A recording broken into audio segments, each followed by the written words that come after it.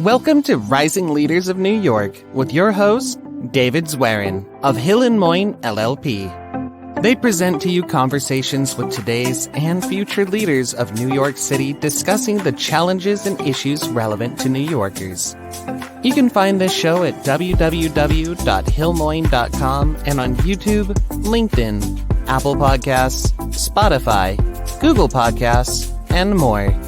Now here are the hosts of Rising Leaders of New York.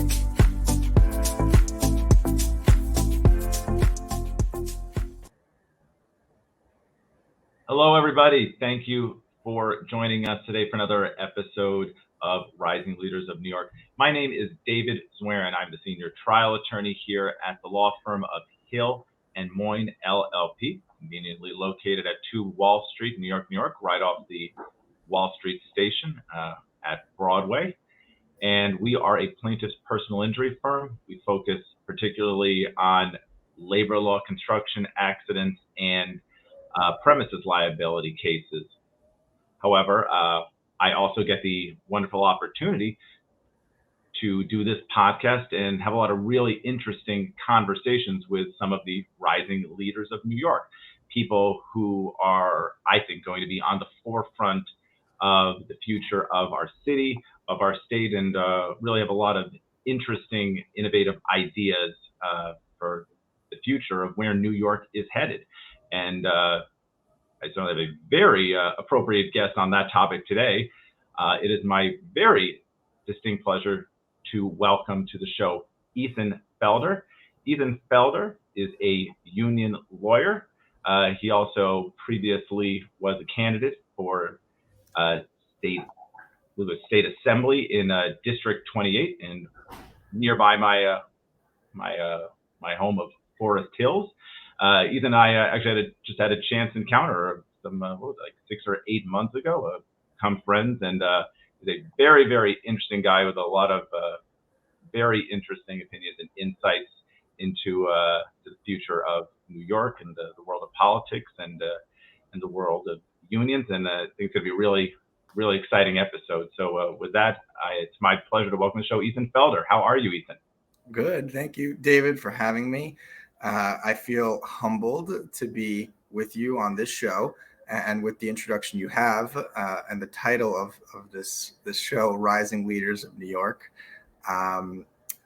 Who can forget meeting at a train station in Rego Park? It seemed like it was just yesterday. And I'm so happy that a chance encounter while campaigning allowed us to develop a friendship, relationship, and then brings us here today. Yeah. So thank you. You were standing at the right place. That was my favorite Dunkin' Donuts in the morning. So it wasn't nothing more tried and true New York than the early morning coffee at Dunkin' Donuts before getting on the subway on the way to work. It would certainly not be a coincidence to the people of that fine Dunkin' Donuts to see me go in it. Right. But how are you doing, Ethan? I'm doing really well. Excited. I guess I consider myself an eternal optimist, and I am, like you, doing the work of a labor lawyer, trying to make life better for everyday working people, day in and day out. And yeah, I think it's quite a time for our city and beyond, for our country. And I come at this in trying to give back and make an impact.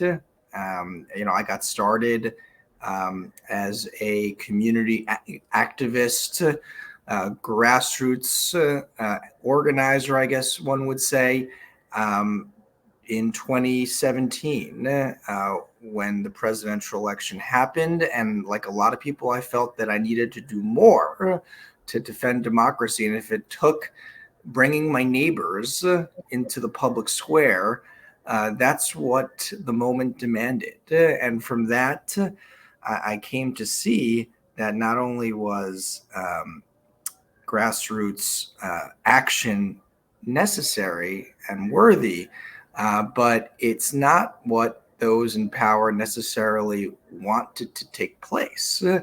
I think what I've always seen that there is the problem of entrenchment in our politics, which I think is not always spoken about, but it's a real problem.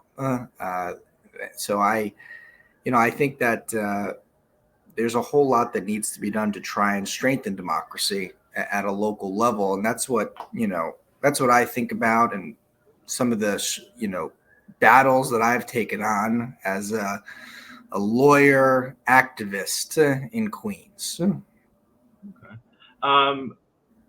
So you said some interesting things about democracy and primaries.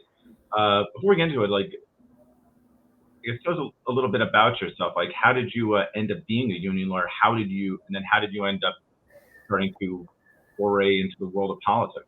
Yeah, that's a good question. Very good question. So I had when I was in law school, which wasn't too long ago, I did not anticipate or envision becoming a union side labor lawyer. Um, it was by dint of my first job in Wall Street and banking, believe it or not, that I saw unbalance of power in the workplace. And it led me to want to be an advocate for those who don't always have voice in their livelihoods. And once I had that realization, it led me down the path by way of Albany, New York, to making my way into being a union lawyer and representing workers in various different industries and the conditions in which they find themselves. And that is still what I'm doing 6 years later. So that's the long and short story of how I became a laborer. I would say a non-traditional path. For a lot of labor lawyers, there's perhaps a familial connection to organized labor. That's not the case for me. But for me, there's a deep commitment to fighting for workers' rights and dignity, and affording people to have a voice and respect on the job. So, what are some of the big issues you've seen in your practice as a union lawyer, where your clients, well, whether the unions or their actual constituents, really need that voice, where they're not having their rights heard, or where they face oppression and not being able to get basic rights met by their employers? Well, I think what we just lived through since 2020 and the pandemic, when some of us were able to work from home in the relative safety and comfort of our living rooms, while a great many others were still showing up to work and facing the most dangerous of conditions, whether it was on subways, on buses, or servicing buildings, or in hospitals. So being a union lawyer representing a building service workers union in the height of the pandemic really shined a light on why the union was necessary, and at the same time, how people were very much getting sick and and in some cases dying in order to keep buildings running and our economy going. Yeah. So that was, I would say, another quite a incredibly emotional and powerful moment in time, where we saw, who basically keeps our economy going in a time when, those who run corporate America, the most powerful organizations, weren't necessarily showing up to their offices and doing and running the show. Who can forget the sirens that we heard in all parts of New York during the height of the pandemic, and who was, ushering the people to the emergency rooms? So I think that moment in time was revelatory for a lot of people, and this whole notion of essential workers and essential work really came into light. So I would point to that as an ongoing issue in terms of creating a fair and just economy for all who work for a living. And did that experience lead you to eventually try your hand at a state assembly? In part, yes. I thought that at a certain point, I wanted to advocate for workers by becoming a candidate and trying to make changes through official public office. That's exactly right. So yeah, in a word, yes, I wanted to. I had been elected a district leader, which is a elected party position in Queens in 2020 against the machine-backed incumbent. And I had served as a district leader for 2 years. And furthering the end of fighting for workers and renewing democracy at a local level, I decided to take the plunge and become a candidate for the state assembly.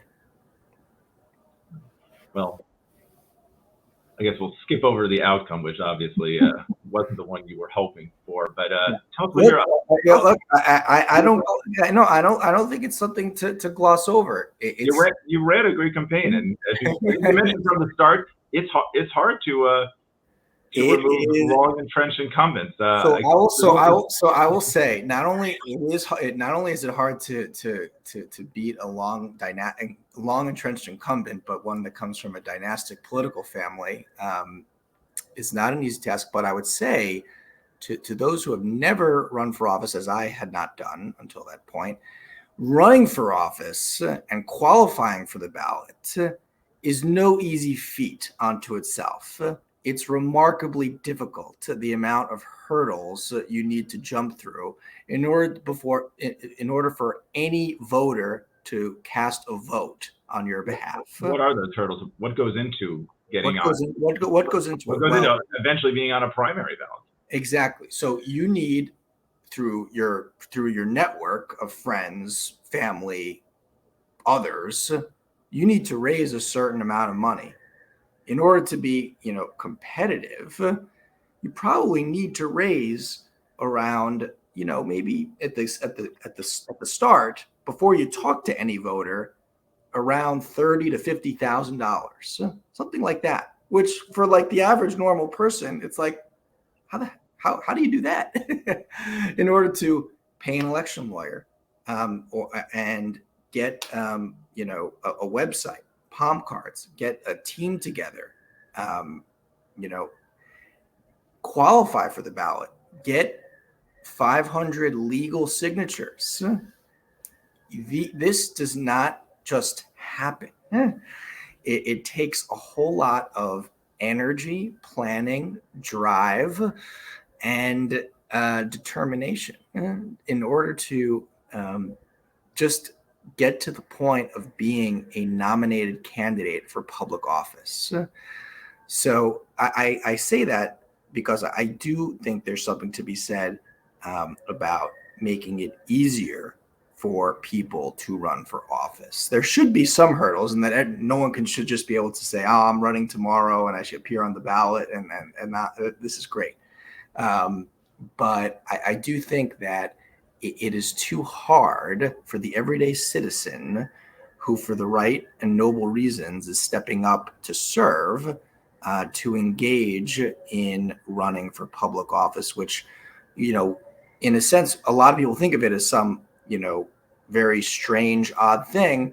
But there are a lot of public offices out there, and every year there are many thousands and thousands of people who run for public office. And, I think in the 2022 election cycle for the state assembly, I think it was around 95 to 98% of incumbents won re-election.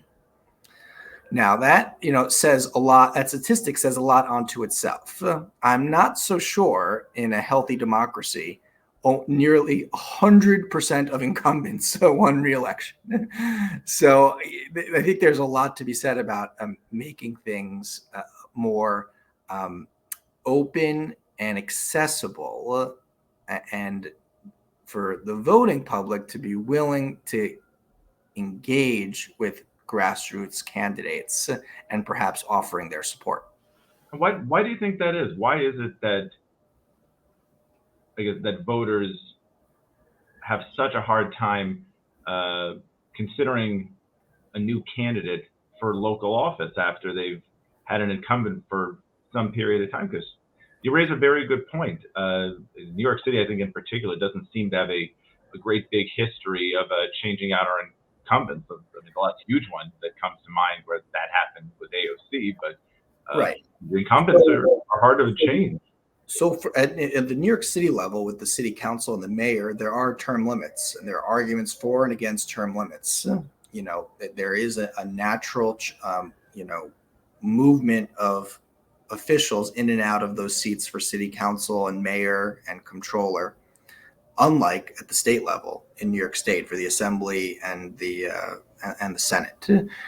I think that when you have power entrenched in the hands of legislative leaders and other political power brokers, there's obviously an incentive to preserve and protect power onto itself. And that gets channeled in all sorts of ways towards protecting incumbent office holders in a way that has a way of earning the votes of citizens, whether it's money, endorsements, even just like coordinating political action and public events.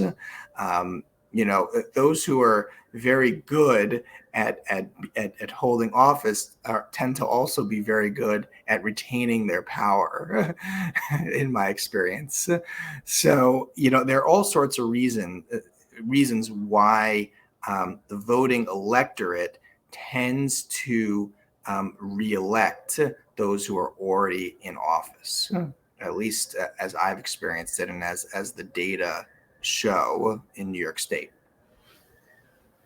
So do you, having run a campaign and run a very good one, but come up short, do you find this experience discouraging, or is there something to the experience of primarying candidates just to have a competitive primary? I 100% believe that primaries are not only necessary, they are essential. Because if you don't have a primary, well, then you don't have, by extension, a contested election.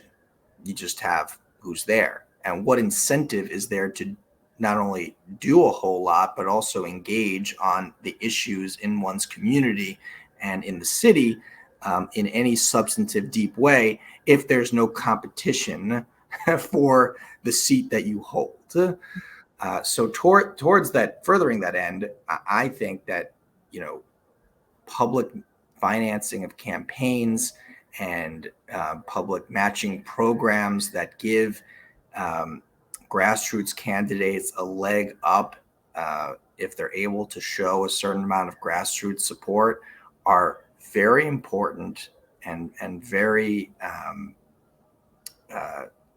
very important and absolutely necessary in order to have a healthy local democracy. I'll say, as an example, in the assembly district that I ran in, and the associated council district, between 2010 and my election to district leader, a whole decade, there was not a single contested election in that assembly or council district in 10 years. And this was, and I count my election for a party position.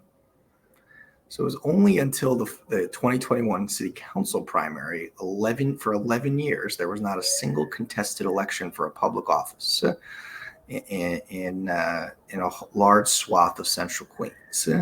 And that speaks to what is old style Tammany Hall machine politics that very much still pervades, where those who are part of that apparatus are selecting those who will eventually carry the party banner in elections going forward, and ultimately, in most cases, hold public offices.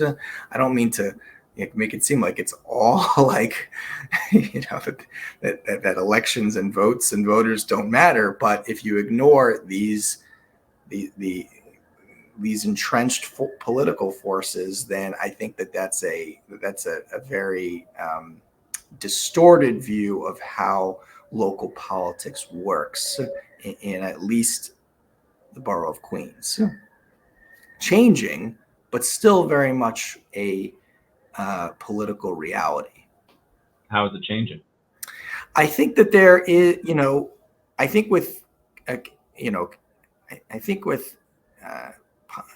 with changing politics, demographics, and I do think AOC's election mattered in fostering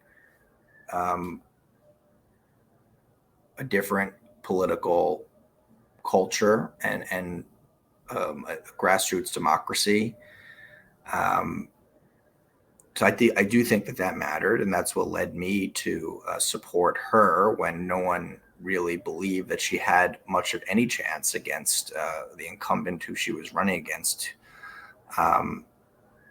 So I do think that played a role, and I think that the machine politics is atrophying in the sense that it needs. I think those who benefit from it are getting on in age, and it's having a little bit of trouble, recreating itself.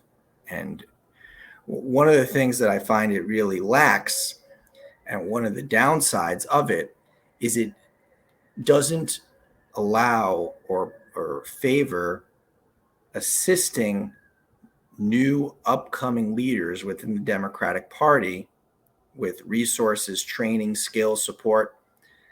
Any political party needs to be like investing in its future leaders and talent. But when you have like a culture that's so averse to new people who aren't, ready to wait their turn, you get, I would say a politics that very much does not represent or you get candidates and office holders who don't necessarily look like the up and coming constituencies and demographics that exist within Queens. And that's why I would say things are slowly but surely changing on the score.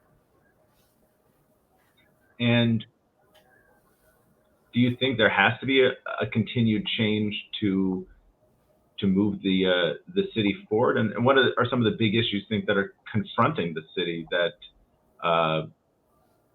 have to be addressed, and are they going to be addressed by the city with the people we have in power now?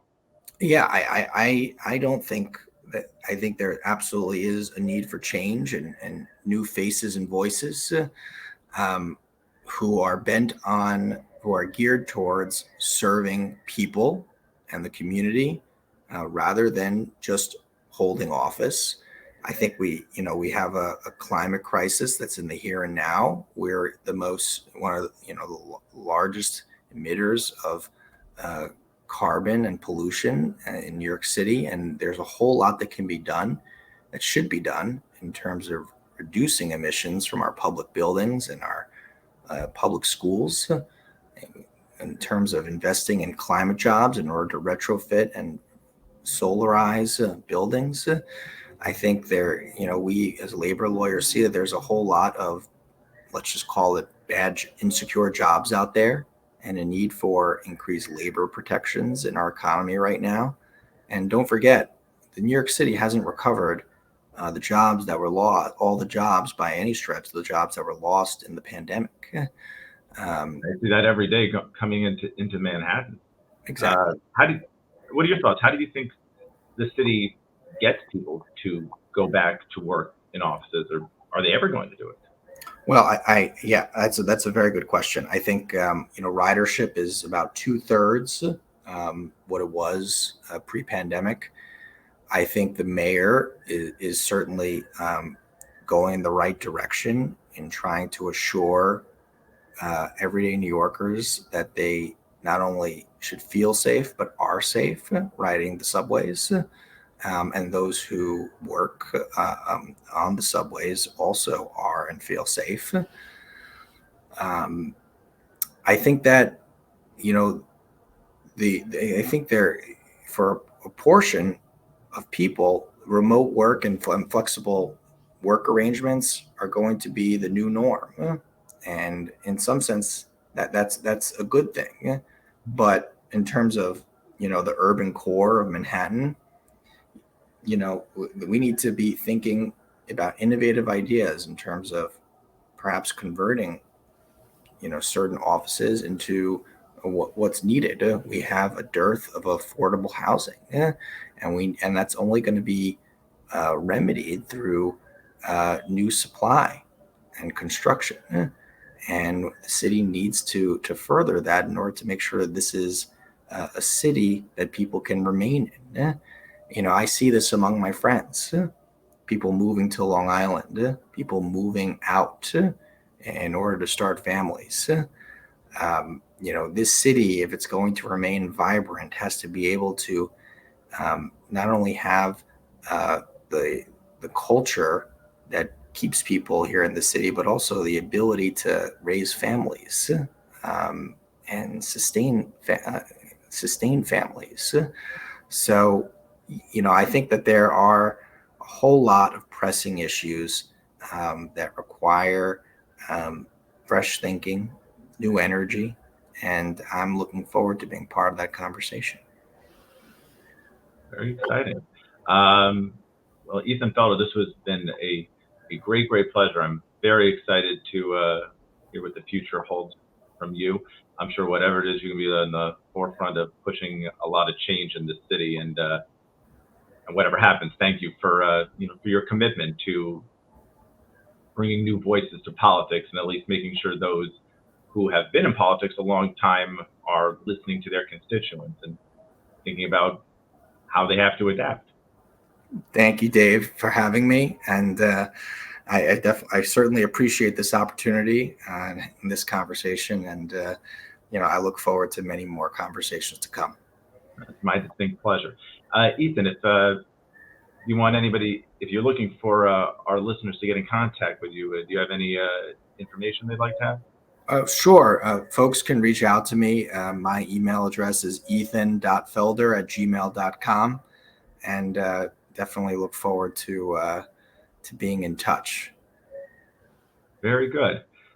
Well, Ethan Felder, was really a distinct pleasure having you on the podcast. Until next time, my name is David Zwerin with the law firm of Hill & Moin, LLP, personal injury attorneys here at 2 Wall Street, New York. And I look forward to being back with you next time with another rising leader of New York. Have a good one, everybody. You've been listening to Rising Leaders of New York, hosted by David Zwerin of Hill & Moin, LLP. You can catch prior episodes at www.hillmoin.com and on YouTube, LinkedIn, Apple Podcasts, Spotify, Google Podcasts, and more. Thank you for your positive reviews, comments, and sharing this show with others.